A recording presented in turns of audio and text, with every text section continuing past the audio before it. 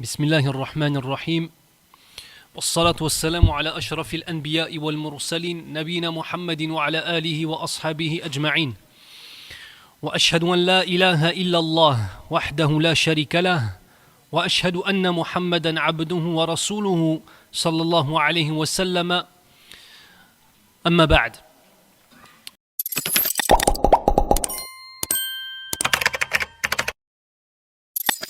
Très heureux d'être ici aujourd'hui, à Brest, loin de chez moi, en ce voyage, Inch'Allah, fi sabilillah, pour venir visiter nos frères qu'on aime pour Allah subhanahu wa ta'ala, dans cette contrée très très très belle de la France, mashallah, tabarakallah. Donc on remercie l'association Al-Wasat pour nous avoir invités, ainsi que votre cheikh, Al-Imam Rachid Abu Hudhaifa, jazahullahu khair. Ceci étant dit, on m'a demandé de traiter d'un sujet qui est magnifique, extrêmement important et extrêmement vaste. Et je dois vous avouer que lorsque on prépare une conférence, il y a des heures et des heures de travail derrière. On va dans tel livre, Ad-Dawa Ad-Dawa, dans tel autre, Madarish Salikin. Puis on lit dans Madarish Salikin un passage qui est extrêmement captivant. On va dans Kitab al-Fawaid. Ensuite, on va dans Ihya Ulumuddin. Et j'ai lu, jusqu'au moment où, Wallah, ya ikhwan, j'avais des feuilles et des feuilles que j'avais marquées et je ne savais plus quoi vous dire. Parce que c'était un séminaire, sinon qu'il fallait que je fasse sur l'âme, sur le ruh. Tellement il y a de choses à dire. Donc, d'avance, je m'excuse parce que je vais essayer de résumer un maximum de choses que j'ai vues. Mais bien évidemment, en 40 minutes, ça va être simplement une introduction. Et je vous encourage fortement à lire les livres de Al-Imam Ibn Qayyim al-Jawziyya, rahimahullah. Il y a des très bonnes traductions qui ont été faites du livre Al-Fawaid, les méditations, du livre Ad-Dawa Ad-Dawa, le péché et sa guérison, Madarish Salikin, le sentier des itinérants, et plein d'autres livres, mashallah. Donc je vous encourage à revenir à ces livres, incha'Allah ta'ala. Ar-Ruh, l'âme, l'esprit.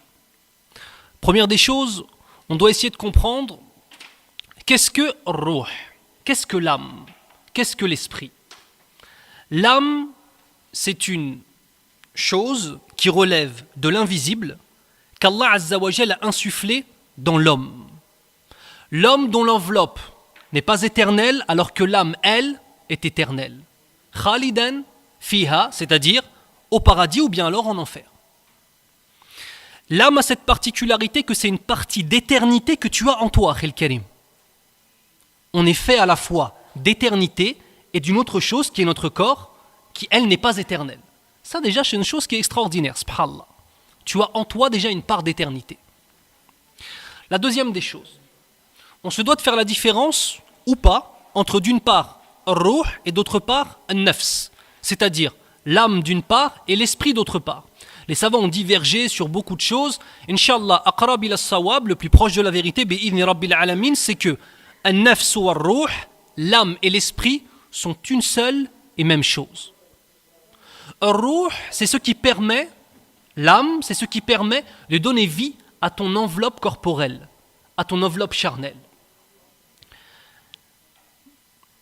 Une autre question se pose. Je vous ai dit, lorsque j'ai voulu faire une définition assez rapide de l'âme, parmi les premières choses que j'ai dites, c'est une chose qui relève du monde de l'invisible. Est-ce que nous avons la capacité à comprendre ce qui relève du monde de l'invisible? La réponse est négative. Donc l'âme et la nature même de l'âme, ça fait partie des secrets d'Allah subhanahu wa ta'ala. Et les Yahoud, les Juifs à l'époque du prophète sallallahu alayhi wa sallam, avaient envoyé des gens pour questionner le prophète sallallahu alayhi wa sallam sur l'âme, afin qu'il leur définisse ce qu'est l'âme. Allah azza wa jal relève cet épisode-là, et il nous dit, Bismillahirrahmanirrahim, wa yas'alunaka 'anir ruh. Et il te questionne sur l'âme, sur l'esprit. Qulir ruh min amri rabbi. Dis-leur, l'âme fait partie des affaires de mon Seigneur. Wa ma utitum min al-'ilmi illa qalila. Et on ne vous a donné de connaissances vis-à-vis de l'âme que peu de choses. C'est-à-dire que la majorité des choses sur l'âme, on ne les connaît pas. Et ça, en vérité, là-dedans, dans le fait qu'Allah Azza wa Jal nous informe qu'on ne peut comprendre qu'une petite partie des choses reliées à l'âme, c'est une grande leçon pour ceux qui disent La ilaha illallah. Parce que ça, en vérité, c'est une chose qui nous rappelle que la phrase que nous devons sans arrêt dire et qui doit gouverner nos cœurs, c'est « Sami'na wa ata'na ». On a entendu et on a obéi. Ikhwan, il y a des choses qu'on ne peut pas comprendre. Il y a des choses qui relèvent du monde de l'invisible, qui relèvent d'Allah subhanahu wa ta'ala. Et cette simple règle, si les gens l'appliquaient à la fois dans la aqidah, dans le dogme, par exemple avec la compréhension des noms et attributs d'Allah Azza wa Jal, on serait tous sur la aqidah de Nabi sallallahu alayhi wa sallam, sur le dogme du prophète sallallahu alayhi wa sallam. Si les gens appliquaient cette règle, il y a certaines choses qui nous échappent, on n'arrive pas à les comprendre, nous n'aurions pas des gens qui n'ont pas étudié, qui se mettraient à parler et qui se prendraient pour des savants. C'est vrai ou pas? Sauf que l'homme, il a cette capacité à toujours penser qu'il a la possibilité de tout comprendre, de tout dire, et qu'il se doit de tout comprendre et de tout dire. Ici, Allah Azza wa Jal vient nous rappeler, tu es un ignorant, tu ne sais pas, parce que tu es une créature imparfaite, et parce que ta conscience ne peut même pas comprendre l'essence même de ce qu'est l'âme. Et il te pose des questions sur le ruh. On va essayer de voir les différents sens que le mot « ruh » a dans le Coran al-Karim. Il y en a plus que 3, mais j'en ai relevé 3 principaux, mais il y en a encore d'autres. Le premier sens qu'a le mot « ruh » dans le Coran, c'est lorsqu'Allah subhanahu wa ta'ala dit « Bismillah ar-Rahman ar-Rahim » فَإِذَا سَوَّيْتُهُ وَنَفَخْتُ فِيهِ مِنْ رُوحِي. Lorsque je l'ai créé et que je lui ai insufflé une âme de ma part. Ici, l'âme dont il est question, c'est l'âme dont on a parlé avant, c'est-à-dire cette entité qui relève du monde de l'invisible, qui anime ton enveloppe charnelle, ton corps, et qui fait que tu respires et que tu vis. Ici, dans ce verset-là, c'est l'âme en tant que telle. Dans un autre type de verset, Allah Azza wa Jal dit dans le Coran, Bismillah ar-Rahman ar-Rahim, Yulqi ar-ruha min amrihi ala man yasha'u min ibadihi. Ce qui signifie, il descend, il donne ruh par son ordre à qui il veut parmi ses serviteurs. Ici, ruh, ce n'est pas l'âme, parce que bien évidemment, tous les serviteurs, incha'Allah ta'ala, ils ont quoi? Ils ont une âme. Ici, ruh, c'est dans le sens de al-wahyu, c'est-à-dire la révélation d'Allah Azza wa Jal. D'autres disent, parfois dans certains versets, c'est amrun nubuwa, c'est-à-dire le moment où l'homme passe d'un individu lambda au statut de prophète d'Allah Azza wa Jal. De même, ruh fait partie des noms du Coran al-Karim. Et vous savez, ruh, il y a dedans une idée et qui est exprimée à travers ce mot qui est celle de la vie, à travers ruh. Le premier, c'était l'âme qui donne la vie à ton corps qui est inerte, sinon, c'est vrai ou pas? Le deuxième ici, c'est le wahi, c'est-à-dire la révélation. Ici, la révélation donne la vie à ton âme et donne la vie par la foi pour te faire sortir de la mort de la mécréance. Troisième type de verset où Allah Azza wa Jal emploie le mot ruh, encore dans un autre contexte, qui est Yawma yaqumu ar-ruhu wal malaikatu saffa. Lorsque le ruh et les anges vont se tenir en rang serré, en rang. Ici, ruh, c'est qui? C'est Jibril, alayhi salam. Donc on a vu 3 différents emplois du mot ruh. Le premier, c'était l'âme, l'esprit. Le deuxième, c'était la révélation. Le troisième, c'est Jibril, alayhi salam.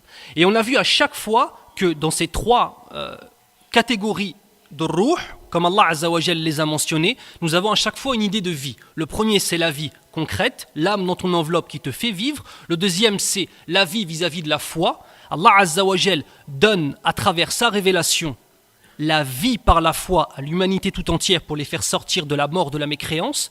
Et troisième chose, par rapport à Jibril alayhi salam, qui lui est le porteur de la révélation. Et par le biais de Jibril alayhi salam, cette révélation arrive à l'humanité tout entière, incha'Allah ta'ala.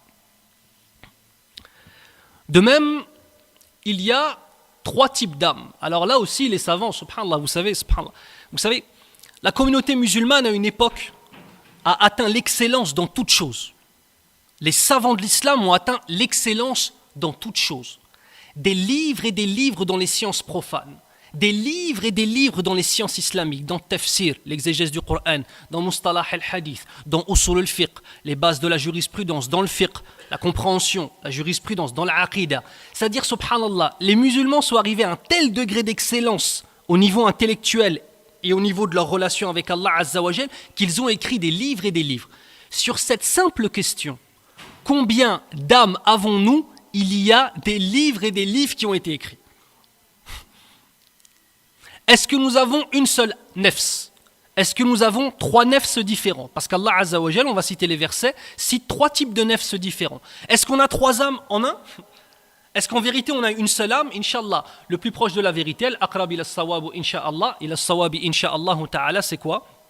C'est que nous avons une seule âme, mais cette âme peut passer par différentes types d'âmes, catégories d'âmes.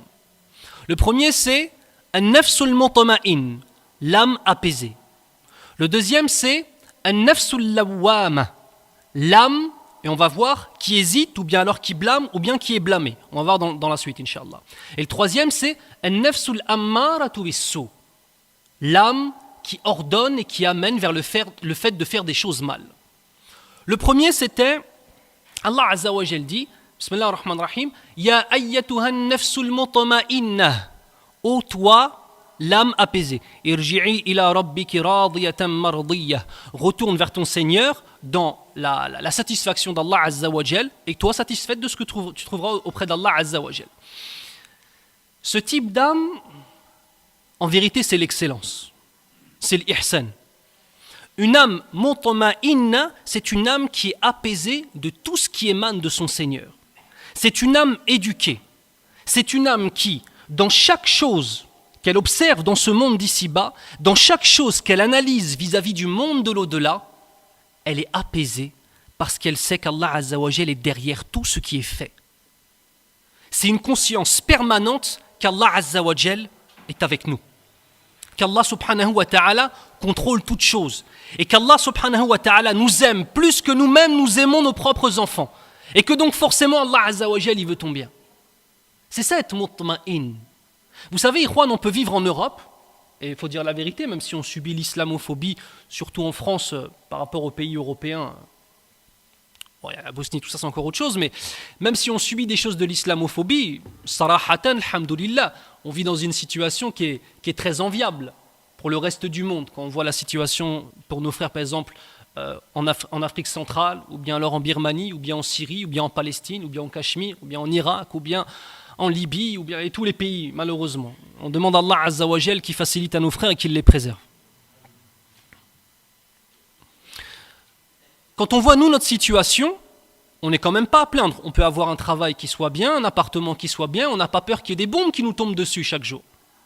Mais malgré le fait d'être dans cette situation-là qui devrait nous amener d'être mutma'in, d'être apaisé, il y en a beaucoup d'entre nous, ils n'arrivent pas à être apaisés. Ils vivent dans un tel stress qu'ils ont des ulcères à l'estomac, ya akhil karim. Dans un tel stress qu'ils font des dépressions nerveuses. C'est vrai ou pas? Tu prends d'autres personnes qui vivent en Palestine depuis 67 ans, qu'ils subissent la colonisation, l'injustice et les massacres, tu peux en trouver aujourd'hui. Pendant les bombardements, ils sont mutma'in, ya akhi. Ils sont apaisés. C'est quoi la différence entre nous et eux? Pourtant, si on veut regarder uniquement vis-à-vis de la situation, notre situation est vraiment enviable par rapport à la leur. C'est quoi la différence? C'est que la personne qui se retrouve dans une épreuve comme celle-là, s'il a conscience qu'Allah Azza wa Jal est celui qui décrète chaque chose, alors il est satisfait du qadar d'Allah Azza wa Jal. Tu as une personne, sa femme la quitte, il se suicide. C'est vrai ou pas? Allahul musta'an. Ça c'est un truc, même quand j'étais non-musulman, j'ai jamais pu le comprendre. Une femme elle te quitte, bah salam alaikum, subhanallah. La femme elle le quitte, il se suicide. T'en as d'autres, ses enfants et sa femme et sa mère et son père, ils meurent dans un bombardement, tu le vois, il te dit alhamdulillah. C'est quoi la différence? Le premier, il n'a pas une âme qui est apaisée. Enfin, le premier a une âme qui est apaisée. Le deuxième, il a une âme qui n'est pas apaisée. Être apaisé du décret d'Allah Azza wa Jal. Et rentrer réellement dans le sens de Iyyaka na'budu wa iyyaka nasta'in. Vous savez, le kitab de Ibn Qayyim al-Jawziyya, rahimahullah, Madarij Salikin, le sentier des itinérants, qui est en 5 mujalladat, en 5 tomes, c'est l'explication de Iyyaka na'budu wa iyyaka nasta'in. Iyyaka na'budu wa iyyaka nasta'in. Si réellement on comprenait les versets du Coran, ya ikhwan, on aurait une communauté qui serait encore et encore plus, Inch'Allah, dans l'excellence. Demande à Allah Azza wa Jal qui nous donne une véritable compréhension de ce qu'est notre mode de vie, qui est l'islam. Alors, il faut faire les doigts en arabe pour que vous dites Amin, c'est ça? Pour que vous disiez Amin? C'est ça ou pas? Je sais pas, je dis des doigts en français. Excusez-moi. Qui ne comprend pas l'arabe? Levez la main, s'il vous plaît. D'accord. En principe, quand je fais une doua en français, les gens ils devraient être contents et dire Amin. La plupart du temps, c'est ça. On dit une doua en arabe, les gens ils comprennent pas Amin. C'est vrai ou pas? Tu dis une doua en français, les gens ils le comprennent? Amin, ouais. Qu'est-ce que c'est pour? Subhanallah. Une doua, t'es pas obligé de la faire en arabe, ya ikhwan. Quand je suis face à des gens qui sont pour la plupart non arabophones, je fais les douas en français, Inch'Allah. Wa bil akhirati hum yuqinun. C'est ceux qui sont dans une certitude de la rencontre avec Allah Azza wa Jal. Forcément, si tu regardes cette vie d'ici-bas par rapport à l'éternité qui nous attend avec Allah subhanahu wa ta'ala, et que tu fais tout ce que tu peux pour être droit avec Rabbul Alamin, bien évidemment, tu vas être mutma'in, incha'Allah ta'ala. Mais cette âme-là, et c'est à moi en premier lieu que je m'adresse à moi-même en premier lieu, c'est pas une âme qui est très répandue, celle-là. C'est les deux autres qui sont le plus répandus. Donc celle-là, on va passer dessus assez rapidement. Le deuxième type d'âme, c'est an-nafsul lawwama. Wala uqsimu bin nafsil lawwama.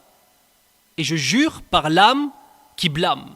Alors ici, les mufassiroun, les exégètes du Coran, ils ont divergé sur an-nafs al-lawwama.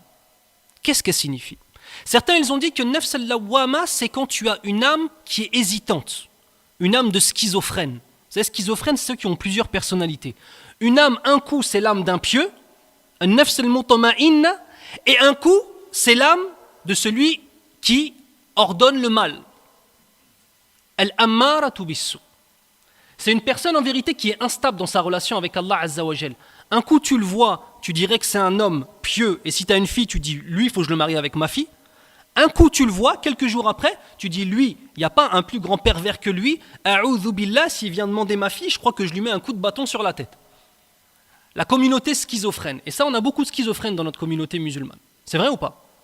Des gens, tu les vois, subhanallah, pendant 6 mois il est bien, 6 mois il est dans l'égarement, 3 mois il est bien, 2 mois il est dans l'égarement, 1 mois il est bien, 8 mois il est dans l'égarement. Tu dis, oh, Yabn Ammi, ça te dirait de te stabiliser un petit peu quand même, ça, oh là là.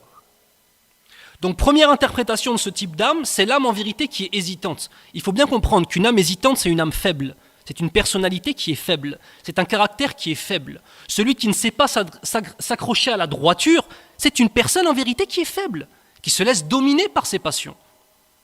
Dans un langage plus ta'panam, c'est quelqu'un, c'est pas un homme. Tout simplement.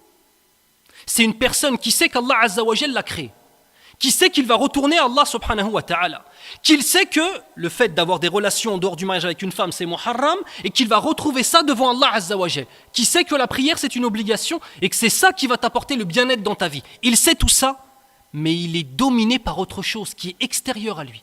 Ça veut dire le fait simplement d'avoir une certitude, ça ne lui suffit pas à avoir les actes qui sont en accord avec cette certitude. Il est dominé par ses passions. Hadak c'est un miskin. Première interprétation, l'âme hésitante. Deuxième interprétation vis-à-vis de nafs al-lawwama, c'est quoi? C'est l'âme qui blâme ou qui se blâme elle-même après avoir fait des péchés. Troisième interprétation, c'est l'âme qui sera blâmée au jour du jugement par Allah puis par ses anges. Aqrab ila as-sawab, Allahu a'lam. Le plus proche de la vérité, Allahu ta'ala a'lam. Le premier type d'âme, on a vu que c'était une âme, an-nafs al-mutama'inna, l'âme apaisée, on a vu que c'était une âme qui était liée aux anges et au bien. Ce deuxième type d'âme, c'est une âme qui est liée aux anges et au diable, en fonction de l'état dans lequel il est. Nous avons maintenant le troisième type d'âme, et c'est celui sur lequel on va rester le plus longtemps, parce que c'est celle qui nous concerne le plus, pour la plupart d'entre nous. An-nafs al-ammaratu bis-su. Allah Azza wa Jal dit dans le Coran al-Karim, Inna an-nafsa la ammaratum bis-su. Certes, l'âme est celle qui amène et qui ordonne le blâmable. Première des choses, on se doit de comprendre que fondamentalement, l'âme a un penchant vers la désobéissance à Allah Azza wa Jal. Allah Azza wa Jal a créé l'homme muwahid, c'est-à-dire qu'il a mis en l'homme cette notion de tawhid. Mais en même temps, l'âme, si on ne l'éduque pas, si on la laisse, elle nous domine. Et forcément te lever pour Salat al-Fajr, quand le Fajr il est à 4 heures du matin, c'est extrêmement difficile, forcément. Regardez le Nabi sallallahu alayhi wa sallam dans Khutbatul Hajjah, vous l'entendrez tout à l'heure avec votre imam, Inch'Allah, quand il fera le Jumu'ah, je pense. Qu'est-ce qu'on dit quand on commence le Jumu'ah? Inna alhamdulillahi nahmaduhu wa nasta'inuhu wa nastaghfiruh wa na'udhu billahi min shururi anfusina. Et on se réfugie auprès d'Allah Azza wa Jal contre le mal de nos propres âmes. Contre le mal de nos propres âmes. En vérité, c'est assez intéressant à voir ça. On se doit d'avoir conscience qu'on a plusieurs ennemis. Souvent, les gens, quand on leur parle des ennemis, ils pensent tout de suite au shaytan, la'anatullah alayh, au diable, parmi les hommes et parmi les djinns. C'est tout de suite à quoi ils pensent. Mais il y a un deuxième ennemi, Yahri, qui est en toi. C'est ton âme, Yahri al-Karim. Et ton âme, tu te dois de la dresser. Tu te dois de l'éduquer. Et ton âme, si tu te laisses aller et que tu l'écoutes, tu ne pourras pas lire du Coran al-Karim. Tu ne pourras pas prier Salat al-Tarawih. Tu ne pourras pas écouter des conférences, prendre des notes et mémoriser ce qui a été dit dedans. Tu ne pourras pas faire la prière à la mosquée. C'est une certitude. On se doit de la prendre et de la dresser, celle-là. On va voir par rapport au diable, la'natullah alayh, un certain nombre de pièges qu'il utilise afin de pouvoir nous manipuler. Bismillah. Dans Ad-Dawa ad-Dawa, Ibn al-Qayyim rahimahullah explique les 7 grands écueils, c'est-à-dire les 7 grands pièges et tariqa et voies qu'utilise le diable la'natullah alayh pour essayer de nous égarer. Première des choses, en fait, on va essayer de comprendre une chose. Le diable la'natullah alayh, c'est comme un commerçant. Un commerçant, quand tu rentres dans son magasin et qu'il sait que tu as de l'argent avec toi et que tu es capable d'acheter certaines choses, il ne va pas te laisser sortir du magasin jusqu'à temps que tu aies acheté quelque chose. C'est vrai ou pas? Non? Vous n'êtes jamais allé au Maghreb ou quoi? Il ne te laisse pas sortir, Akhil Karim, jusqu'à temps que tu aies acheté quelque chose. Donc au début, il va essayer de te vendre le truc le plus cher. Tu veux pas le truc le moins cher, tu veux pas. Jusqu'au dernier moment, une petite babiole, mais il faut que tu te fasses. Ça, oh là là. Le diable, la'natullah alayh, il est comme ça. Première des choses, quand ta foi elle est extrêmement basse, il t'ordonne quoi? L'athéisme, al-kufr. Il essaie de faire en sorte de te faire sortir de l'islam. Quand le shaytan, la'natullah alayh, t'attaque de cette façon-là, il faut te faire du souci pour ta foi. Ça veut dire que ta foi, elle est tellement basse qu'il n'a même pas besoin d'utiliser des stratagèmes. Il vient directement te faire des wasawis, c'est-à-dire essayer de te susurrer en toi, de te ramener vers le fait de sortir de l'islam, de délaisser l'islam. Comment est-ce qu'on combat ça? Donc le premier piège, c'est le fait de te faire sortir de l'islam, l'athéisme. Par quoi est-ce qu'on va le combattre? Premièrement, par la guidée d'Allah Azza wa Jal. Et ça, c'est Allah Azza wa Jal qui décide de guider qui il veut et d'égarer qui il veut. Donc nous, le sabab, c'est-à-dire la cause première que l'on prend, nous, c'est de faire quoi? De faire des doigts, de faire des invocations. De même, ça va être par le discernement. Le discernement, il s'acquiert par la science. Plus on connaît Allah Azza wa Jal, plus on l'aime, et plus toute chose ou personne qui va vouloir nous éloigner d'Allah Azza wa Jal, on va voir sa véritable nature. Et sa véritable nature de la personne qui veut nous éloigner d'Allah, c'est que c'est ton ennemi, ya Akhil Karim. Wala shakka fi hada. Il n'y a aucun doute là-dessus. S'il n'arrive pas à te faire sortir de l'islam, à te faire faire du shirk akbar, à te faire faire du polythéisme majeur, qu'est-ce qu'il fait? Il essaie de te faire faire une innovation, une bid'a. S'il n'arrive pas à te faire sortir de l'islam, il essaye de te faire faire une innovation. Comment est-ce que tu combats ce piège-là? Par le fait de connaître la sunna du prophète sallallahu alayhi wa sallam. Et par le fait d'étudier ce qu'est la sunna et l'inverse de la sunna, que sont les innovations. Donc s'il ne peut pas te faire sortir de l'islam, en deuxième lieu, il essaie de te faire faire quoi? Des innovations. Et vous savez bien qu'une personne qui fait des innovations, mais qui ne sait pas que ce sont des innovations, il ne va jamais s'en repentir. C'est vrai ou pas? Donc le diable, la'natullah alayh, il aime ça. Il ne faut pas oublier que lui, il va aller en enfer, c'est une certitude. Donc il essaie d'emmener un maximum de personnes avec lui. C'est ça son but. Troisième des choses, s'il n'arrive pas à te faire faire des innovations, il va essayer de te faire faire des péchés majeurs. S'il n'y arrive pas, il va essayer de te faire faire des péchés mineurs. Et n'oubliez pas que toute personne qui reste sans arrêt dans les péchés mineurs, il va forcément faire quoi? Retourner vers les péchés majeurs. Celui qui est sans arrêt dans les péchés majeurs, sa foi elle est en danger, soit il va tomber dans l'innovation. Aujourd'hui, comme par exemple on a des gens qui parlent et qui remettent en question des fondements de l'islam, des soi-disant conférenciers ou des soi-disant responsables religieux qui remettent en question les fondements même de l'islam. Soit il va finir par suivre ces gens-là, soit carrément il va sortir de l'islam. Allahumma hfadna. On a un exemple qui est donné par rapport à cela, par rapport aux péchés mineurs, afin de comprendre la gravité des péchés mineurs. En vérité, deux exemples. Le premier, c'est une parole de Sahabi, radiyallahu anhum jami'a, qui est connu et qui dit que le péché, celui qui est un fasir, celui qui n'a pas une relation forte avec Allah Azza wa Jal, il voit le péché comme étant une mouche qui se pose sur son nez et il agite sa main et la mouche elle s'envole. Est-ce que ça, si toi par exemple tu es en train de discuter avec quelqu'un et qu'une mouche elle vient sur toi et que tu fais ça, est-ce que même dans 2 minutes tu vas te souvenir que tu as fait ce mouvement-là? Tu vas même pas t'en souvenir. Parce que c'est une chose qui n'est pas importante. Un insecte qui vient, qui se pose sur toi, tu fais ça et il part. Ce sahabi Jalil, radiallahu anhu, il nous explique que la personne qui est éloignée d'Allah Azza wa Jal, ses péchés, c'est aussi peu important pour elle que le fait d'avoir un insecte qui vient sur ta joue et tu fais ça. Enfin sur le nez dans le hadith, et tu fais ça pour l'enlever. Alors que l'homme qui est pieux, le moindre de ses péchés, il les voit comme étant une montagne prête à s'écrouler sur lui. Est-ce qu'il y a une différence entre ces deux-là? Oui ou non? Il y a un monde entre ces deux-là. Le problème, c'est la banalisation des péchés. Le problème, c'est que on ne regarde pas à quel point on désobéit à Allah Azza wa Jal, mais on est simplement en train de se dire, étant donné que tout le monde le fait, c'est pas si grave. Mais tout le monde, au jour du jugement, à quoi il va te servir? Et tout le monde, lorsque ta foi va baisser à force de faire des péchés, à quoi les gens vont te servir? Vous savez, la foi se gagne par gouttes et se perd par litres.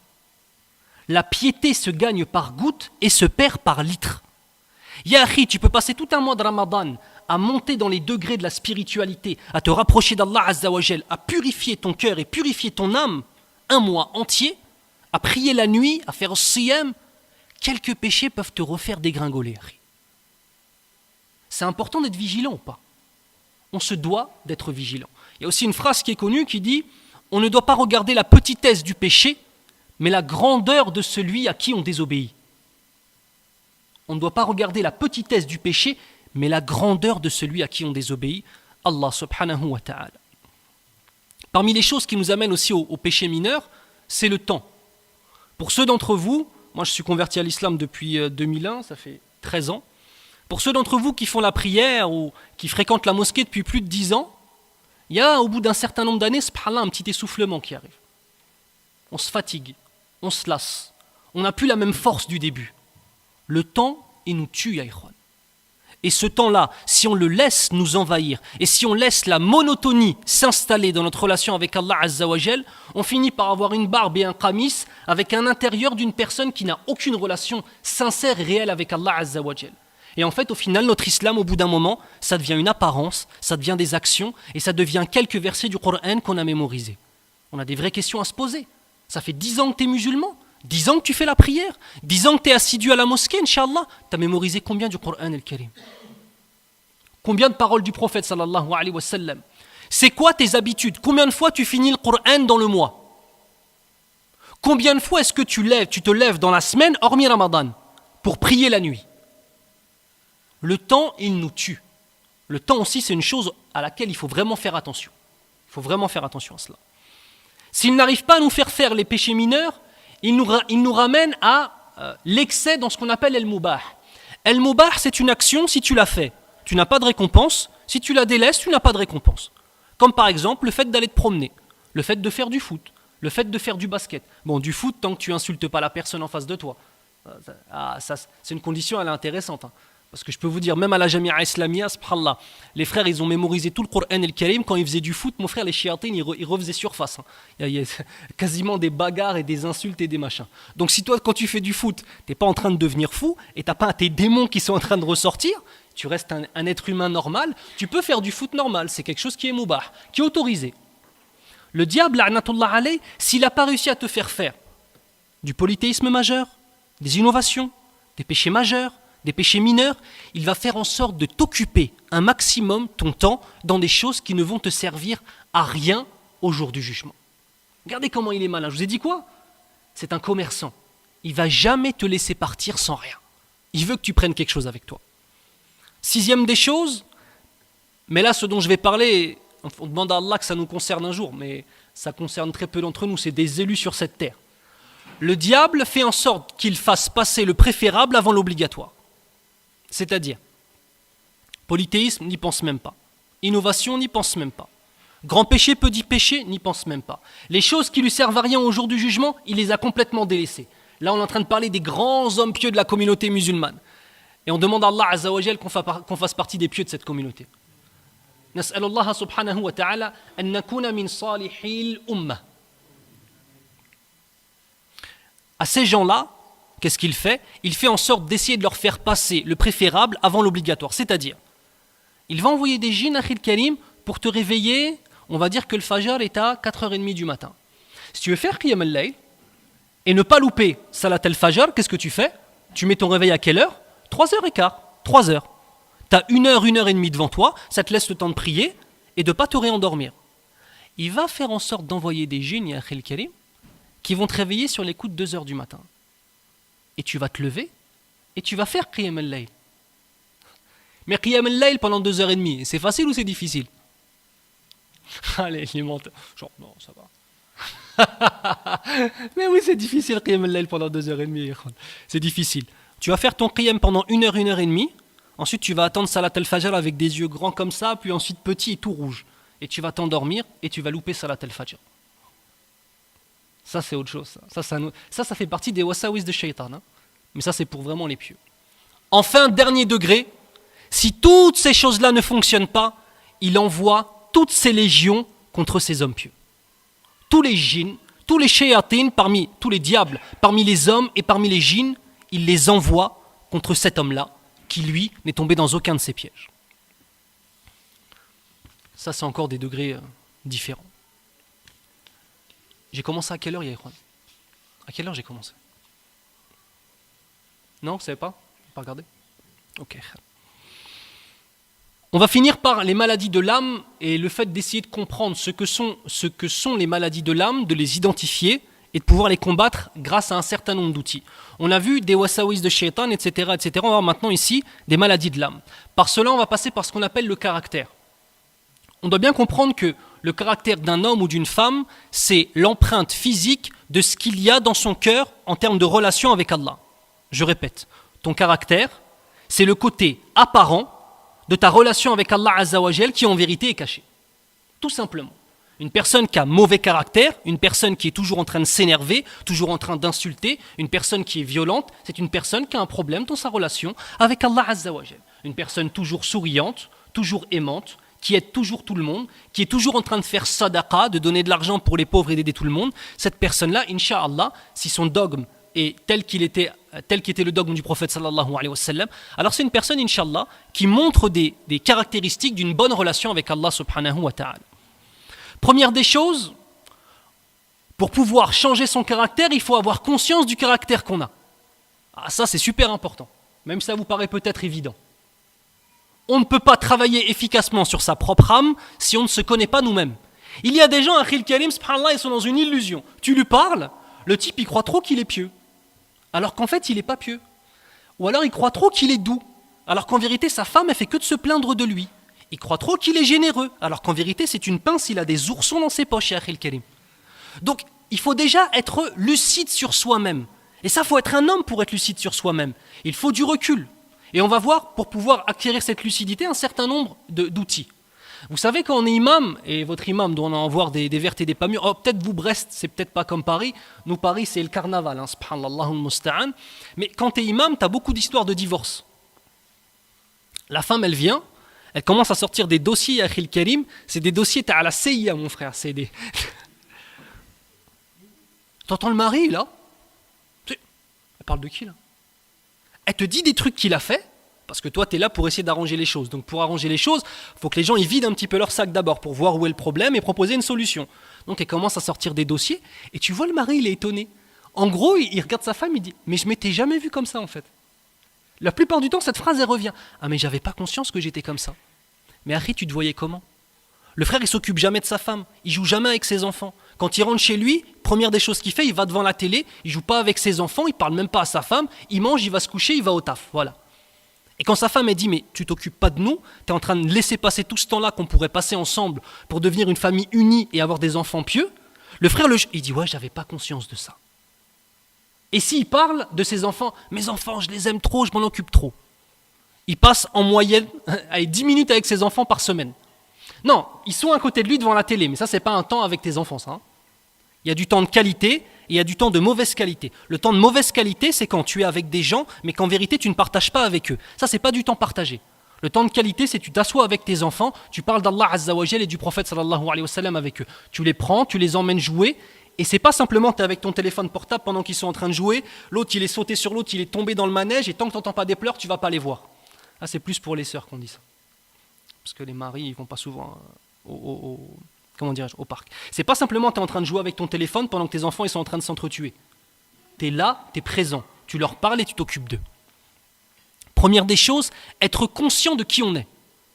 Et ça, faut du recul. Deuxième des choses, ne pas se dire que notre caractère est une fatalité. On a deux types de choses. On a premièrement el-khuluq, deuxièmement le takhalluq. Le khuluq, c'est une chose qu'Allah Azza wa Jal te donne. Il y a des gens, depuis qu'ils sont petits, ils ont un bon caractère. Nasmleh. Ils ont toujours été gentils, ils n'ont jamais menti, ils ont toujours été généreux, ils n'ont jamais frappé personne. Subhanallah, ils ont été créés comme ça. Allahu Akbar. Il y en a d'autres, c'était l'inverse. On ne va pas ressortir tous les défauts. Mais ces gens-là, ensuite, ils découvrent l'islam. Et il décide de changer. Donc lui, il va avoir un travail à faire sur sa propre personnalité. On appelle ça at-takhalluq. Le fait de travailler sur sa propre personnalité, de combattre notre personnalité. Une personne violente, par exemple, elle doit combattre cette violence. Aujourd'hui, on a des gens, et je ne vais pas dire la nationalité, mais je pense que les gens vont se reconnaître, il y a certaines nationalités qui disent « Moi, je suis nerveux, parce que je suis de tel pays, de toute façon, on est tous nerveux. C'est comme ça. » Vous savez de qui je parle? Non, j'ai pas dit de non. Et les gens, ils ont pris ça comme étant un truc, ah bah c'est bon, non parce que j'ai le passeport, moi j'ai le droit de m'énerver. Et quand je vais m'énerver et que je vais dire des trucs de malade, eh ben c'est pas grave parce que moi je suis de ce pays-là. Ya khil karim. La colère, c'est une chose qui est muharrama. Il y a une parole de Cheikh Abdelrazak al-Badr hafidhahullah wa rahimahullah, même s'il est vivant, on peut le dire. Il avait dit quoi? Une phrase qui est très intelligente. Il disait, la colère commence toujours par la folie et se finit toujours par le regret. La folie en premier lieu, tu es énervé, tu fais des choses, tu es allé malade.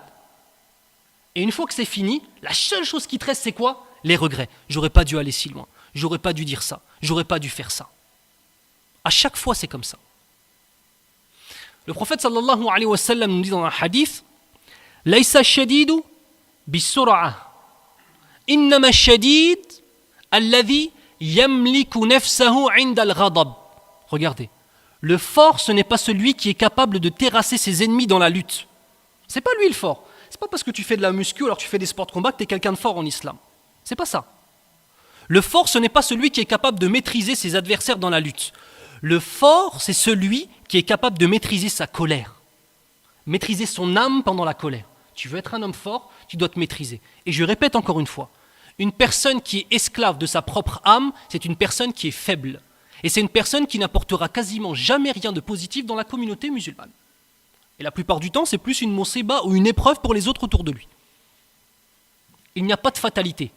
Tu es quelqu'un de violent, Akhil Karim? Fais plus de prières, plus de méditation, écoute le Coran el-Karim et arrête de croire que parce que quelqu'un t'a mal parlé, tu as le droit de le frapper. Comprends que tu n'as pas le droit. Il t'a mal parlé? Regardez en plus. Souvent, les gens violents, c'est des gens, subhanallah, qui ont des choses à prouver. Il ne supporte pas que tu lui parles mal. Je ne suis pas en train de dire que c'est normal de se parler mal, hein, qu'on se comprenne bien. La personne, elle n'accepte pas qu'on lui parle mal et il est obligé d'en venir aux mains parce qu'il a dit, mais comment ça, lui, il m'a parlé comme ça, à moi, à Anaya, à moi. Il se lève là. Moi. Non, attends, t'es qui? T'es un faqir, il est Allah Azza wa Jal. Tous là, moi avec. On ne possède rien, c'est Allah Azza wa Jal qui possède tout. Tout ce qu'on fait, c'est désobéir à Allah Azza wa Jal, et Allah Azza wa Jal, par sa miséricorde, il ne nous foudroie pas sur place, alhamdoulilah, et malgré tout ce qu'on fait, il nous guide dans l'islam et il nous fait venir dans les mosquées. Voilà qui tu es, Akhil Karim. Une personne, elle t'a mal parlé? D'accord. Comment les gens ils ont parlé au prophète sallallahu alayhi wa sallam? Il y a deux types de colère. Une colère qui est positive et une colère qui est négative. La colère positive, c'est la colère pour Allah Azza wa Jal. C'est la colère que tu ressens lorsque les hudud d'Allah, lorsque les limites d'Allah Azza wa Jal sont transgressées. Ou lorsque la religion d'Allah Azza wa Jal est attaquée. Ou lorsque les musulmans sont attaqués. Ça, c'est une colère qui est positive. Et ça, tu ne dois pas l'enlever de ton cœur.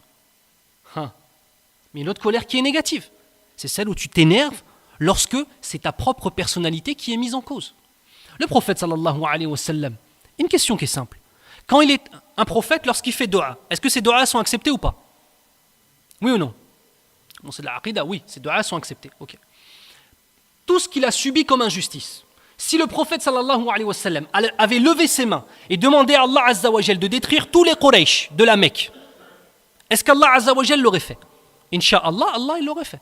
Même quand il est parti à Taïf, qu'ils lui ont jeté des pierres, qu'ils l'ont maltraité, qu'il a été blessé, Allah Azza wa Jal lui a envoyé l'ange des montagnes qui lui a dit « Ya Muhammad, ordonne-moi et je prends les deux montagnes et j'écrase ce village. » Il ne s'est pas simplement fait insulter, il s'est fait insulter, humilier, et les plus vils de la ville lui ont jeté des pierres jusqu'à temps de le blesser.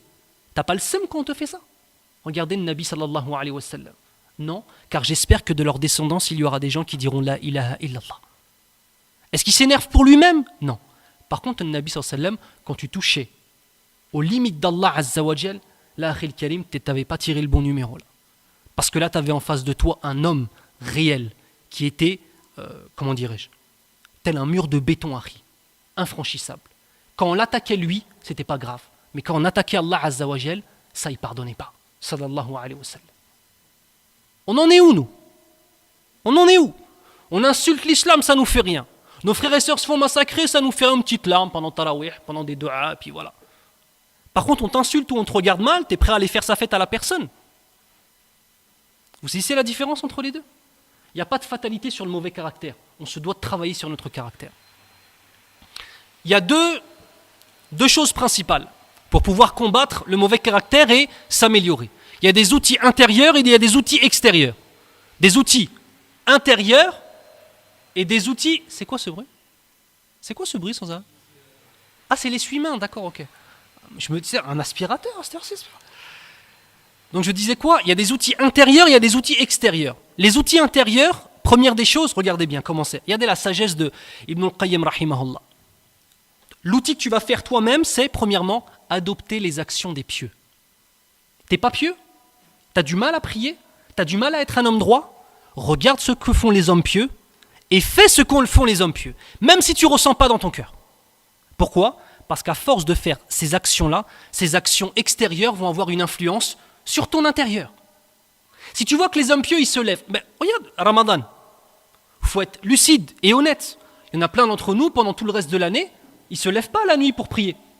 C'est une lucide, c'est une réalité. Inch'Allah, tous les gens de la mosquée ici, vous faites Qiyam al-Layl chaque nuit. Je demande à Allah Azza wa Jal qu'il fasse qu'on fasse tous Qiyam al-Layl chaque nuit, Inch'Allah. Mais la plupart des musulmans, ils font Qiyam al-Layl que pendant Ramadan. Ensuite, pendant 11 mois, c'est Qiyam al-Nawm ou la Nawm al-Qiyam, je sais pas, Allahu A'lam. Si maintenant la personne, même si elle n'arrive pas à ressentir pendant le mois de Ramadan la saveur de la prière du Tarawih, elle le fait quand même. Et au bout de 2, 3, 5, 10 jours, il commence à ressentir la saveur de la prière de la nuit. Et ce qui était difficile au début du mois ne l'est plus à la fin du mois, subhanallah. Pourquoi? Tu as adopté les actions des gens pieux. Et le fait d'adopter les actions des gens pieux à l'extérieur, ça va finir par avoir une influence sur quoi? Sur ton intérieur. De même, observer et intellectualiser le bien. Le musulman est intelligent. Le musulman réfléchit. Le musulman médite. Le musulman n'est pas sans arrêt en train de parler. Vous savez, subhanallah, j'ai remarqué une chose, c'est que dès qu'une personne maintenant, dès qu'elle a un arrêt de bus en train d'attendre quelqu'un, ou bien alors dès qu'il y a du temps entre deux prières, ou bien alors dès qu'elle a un moment où elle est seule avec elle-même, qu'est-ce qu'elle fait? iPhone ou la Samsung, et elle commence à regarder son téléphone. Le musulman, il ne fait pas ça. Tu sais pourquoi? Parce que le moment où tu es seul, c'est une grande occasion pour toi-même de réfléchir et de méditer sur tes propres actions et sur des choses que tu as observées. Intellectualiser les choses. Ça aussi, c'est important. Observer ce qui s'est passé dans la mosquée. Réfléchir à une parole que tu as dite que tu n'aurais pas dû. J'aurais pas dû le faire. Ikhlas, à faire classer, on la met de côté. Non, j'aurais pas dû. Pourquoi j'aurais pas dû? Quand il m'a dit ça, qu'est-ce que j'aurais dû lui répondre? Qu'est-ce que j'aurais pu faire à ce moment-là? Comment le prophète sallallahu alayhi wa sallam il aurait réagi? Comment les sahaba radiyallahu anhum ils ont réagi? Attends, je vais noter. Alors, dans telle situation, est-ce qu'il y a une histoire de sahaba? Et tu viens voir ton imam et tu lui poses la question. Ça, c'est une personne qui intellectualise aussi le bien, afin justement de voir, d'observer et de reproduire le bien, Inch'Allah. Troisième outil intérieur, le fait d'aimer le prophète sallallahu alayhi wa sallam. Aimer l'exemple des actions du prophète sallallahu alayhi wa sallam, bien évidemment. Avant tout cela, il y avait l'amour d'Allah, l'amour du prophète sallallahu alayhi wa sallam, bien évidemment. Mais ce dont je suis en train de parler, c'est d'aimer, observer et pratiquer la sunna du prophète sallallahu alayhi wa sallam. Ça, c'est des outils qui éduquent l'intérieur. Maintenant, on va prendre 4 outils extérieurs à toi, extérieurs à ta propre âme, qui vont te permettre de t'améliorer. Premier des outils, c'est un cheikh. Premier des outils, c'est un cheikh. C'est un alim. Ou alors, ici en France, on n'a pas de ulama, ça peut être un imam. J'ai eu l'honneur, bihamdillahi azza wa jal, de m'asseoir devant Cheikh Mohammed ibn Mohammed al-Mukhtar al-Shanqiti, hafidhahullah. Wallah, ya ikhwan, il n'y a pas une personne dans mon existence qui m'a plus influencé que ce cheikh. Et pourtant, ce cheikh, j'assistais à ses dourous, c'est la personne, ce cheikh, il a une chaise, donc une chaire, à la mosquée du prophète, sallallahu alayhi wa sallam, à Médine. D'accord? Et il enseigne. C'est là où il y a le plus de monde qui s'assoit au dourous, pendant le... je commence à être fatigué, à Médine. D'accord? On était au moins 3000 étudiants. Le cheikh, il ne me connaît pas. Mais moi, je le connais. Et je l'ai observé, wallahi. Première des choses, si tu veux améliorer ton comportement, dans les outils extérieurs, c'est prendre l'exemple d'un homme pieux. Et ça aussi, c'est un problème. On est coupé des savants, on est coupé de nos imams. Ou alors l'imam, c'est simplement la personne qui fait le jumu'ah, ou bien alors qui fait la prière. Non, l'imam, ça doit être un exemple. De avoir une relation qui se forge entre toi et l'imam. Et l'imam, par son comportement, par son intelligence et par ses réflexions, doit devenir un modèle pour toi. Et c'est aussi bien évidemment à l'imam d'éduquer les gens. Qui soit mourabbi, Inch'Allah, bien évidemment. Première des choses, un savant, un cheikh, qui lui justement va t'apprendre à vivre l'islam, Inch'Allah ta'ala. Deuxième des choses, un ami sincère. Je vais vous citer une parole de Omar ibn Khattab radiyallahu anhu, qui disait dans la traduction, qu'Allah fasse miséricorde à celui qui t'offre tes propres défauts en cadeau. Qu'Allah fasse miséricorde à celui qui t'offre tes propres défauts en cadeau. C'est-à-dire qu'un ami, il n'est pas toujours là pour te dire « t'es beau, t'es pieux, t'es gentil, c'est bien ce que t'as fait, et tout ce que tu fais, je dis que c'est super. » C'est pas ça un ami, Akhil Karim. Vaut mieux avoir un ennemi qui te révèle tes défauts qu'un ami complaisant qui te laisse dans tes défauts. Regardez une petite faïda. Il faut toujours s'entourer d'hommes plus pieux que nous-mêmes, Inch'Allah. Toujours. Tu sais pourquoi? Parce que si vous êtes tous dans les mêmes péchés, il n'y aura personne qui dira à l'autre, tu fais tel péché. C'est vrai ou pas? Une bande de 5 frères, ils écoutent tous de la musique. Est-ce qu'un des 5, alors qu'ils écoutent tous de la musique, il peut dire « Taqillah, crains Allah Azza wa Jal ». Le Nabi sallallahu alayhi wa sallam nous a dit dans un hadith sahih que la musique, que les instruments accordés avant, c'est haram, taqillah. Est-ce qu'il peut lui dire ça? Lui-même, il écoute de la musique. Est-ce qu'il peut lui dire ça, oui ou non? C'est important ça. S'entourer de gens qui ne sont pas dans les péchés que nous avons. S'entourer de gens meilleurs que nous. Parce que celui qui est meilleur que toi, Inch'Allah, dans sa piété, quand tu vas faire une chose mal, il va te le dire. Quand tu vas dépasser, par exemple, les limites dans ton comportement, il va te le dire. Si tu n'es qu'avec des supporters de certaines équipes de football et qui sont tous comme des majanines et qui cassent tout quand leur équipe elle gagne ou qu'elle perd d'ailleurs, les deux, c'est bizarre. Si tu n'es qu'avec des gens comme ça, eux, ils ne pourront pas te dire, par exemple, arrête d'être violent. Il ne peut pas te le dire. Lui-même, il a cassé une vitrine hier. Qu'est-ce qu'il va te dire, arrête d'être violent? Il faut s'entourer de gens qui ne sont pas violents. Comme ça, eux, ils peuvent te dire, arrête de faire ça. Ce n'est pas une bonne chose. Toujours s'entourer de gens qui sont meilleurs que nous. Ça, c'est très important. Regardez. Imagine-toi maintenant. J'ai un exemple, mais c'est un exemple à l'Arabie Saoudite.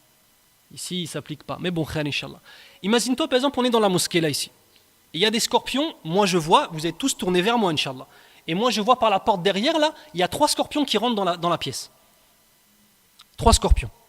Et qu'ensuite, je dis, vite, levez-vous, il y a des scorpions derrière. Vous allez tous vous lever, vous allez venir. Est-ce que vous allez être content que je vous ai dit, il y a un danger là-bas? Est-ce que vous serez content ou pas? Non, vous avez envie de vous faire piquer. Les gens ils me disent même pas non. Non, c'est bon, moi. piqûre de scorpion, c'est pas grave, ba'alish. Ah oui, vous allez être content. S'il y a un danger et que je te préviens d'un danger, tu vas être content? Tu vas être reconnaissant ou pas? La réponse, elle est positive. Une personne qui t'informe de tes défauts, c'est une personne qui est en train de te dire les scorpions de ton caractère où ils sont, les serpents de ton caractère où ils sont. Cette personne-là, tu dois l'aimer pour Allah Azza wa Jal. Donc première des choses, on a dit un cheikh, un alim ou un imam qui est là pour te donner un modèle. Deuxième des choses, un ami qui va dénoncer tes défauts. Troisième des choses, celui-là il est très difficile. Savoir écouter ses ennemis. Savoir écouter ses ennemis. Parce que ça c'est une chose, ton ennemi ça peut être un menteur, ça peut être un calomniateur. Très souvent, dans tous ces mensonges, il y aura au moins 10% de vérité, c'est vrai ou pas? Il faut écouter ce que disent tes ennemis de toi. Tu sais pourquoi? Parce que quand ils t'observent, ils n'ont aucune miséricorde envers toi. Ils vont essayer de trouver des choses. Moi je vais vous dire une chose, je vais vous le dire sincèrement. Il y a des gens, ils mettent en garde contre moi, etc. mais c'est bon, de toute façon avec cette mosquée, vous connaissez beaucoup mieux que moi les trucs de mise en garde. Mohim. Wallahi sarahatan, il y a certains frères qui m'ont insulté sur internet, qui ont parlé sur moi en mal, mais tu sais quoi? Dans les 80, il y avait 90% de mensonges, il y avait 10% de vérité dans ce qu'ils ont dit. Et au début, quand j'ai vu cette vérité, comme ça venait d'eux, j'arrivais pas à l'accepter, subhanallah. Et j'ai lu dans Ibn Qayyim al-Jawziyya justement ce passage-là, où il explique que ton ennemi, il faut aussi voir les critiques qu'il te donne. Parce que dans ce qu'il dit, il y aura une part de vérité. Et quand j'ai essayé de prendre sur une feuille ce qu'on me reprochait, il y avait du mytho, des mensonges, des calomnies, des médisances, mais il y avait des petites choses qui étaient vraies. Et grâce à Allah Azza wa Jal, j'ai réussi, alhamdoulilah, à changer un certain nombre de choses. Je vous donne cet exemple pas pour vous dire que je suis bien. Je suis un faqir ilallah et auprès d'Allah, j'ai aucune valeur. C'est juste pour vous dire que quand tu as des ennemis, même si c'est ton ennemi, en vérité, lui, il va te regarder avec un regard sans aucune miséricorde. Ça peut être positif pour toi. Regarde quand même ce qu'il dit sur toi. Regarde quand même ce qu'il dit sur toi, ça peut être positif. Donc on a dit premièrement, un alim ou un cheikh ou un imam. Deuxièmement, un ami qui va dénoncer tes défauts. Troisièmement, un ennemi. Il va falloir faire la différence entre les mensonges d'une part, la calomnie aussi, mais aussi les quelques parts de vérité qu'il y a. Inch'Allah ta'ala. Et enfin, quatrièmement, et on va finir par ce point-là, Inch'Allah, se mélanger avec les gens, pour voir le mal qu'il y a chez les gens, afin de ne pas le reproduire. Être en contact avec la société. Tu te mélanges avec les gens, et chez les gens, il y a des pieux, et il y a des pervers. Et tu vois en vérité les qualités chez les pieux, et même certains pieux, leurs défauts. Tu les observes, tu les notes dans ta tête, tu dis ça c'est un danger, faut pas que je le fasse. Faut se mélanger aux gens. Si tu restes toujours tout seul, Akhil Karim, tu parles à personne, salam alaikum, comme salam, tu parles à personne, bien évidemment tu vas te préserver, mais tu ne sauras pas les choses mal. Mélange-toi avec les gens, tu vas te faire haggar des fois, c'est vrai. Il y a des gens, ils vont mal te parler, mais tu vas voir. C'est vrai que quand on s'énerve, on a tendance à mal parler. C'est vrai que, et tu observes ce que les gens font, pour Inch'Allah, ne pas les reproduire. On répète une dernière fois, première des choses, on avait dit quoi? 4h05 du matin, c'est ça qu'on avait dit? Première des choses, c'est quoi? Un imam, un cheikh. Deuxième des choses, un ami qui va te dénoncer tes propres défauts. Troisième des choses, ton ennemi. Il faut savoir voir dans tous ces mensonges la part de vérité qu'il y a. Et quatrième des choses, on a dit quoi? Se mélanger aux gens pour ne pas reproduire les mêmes choses.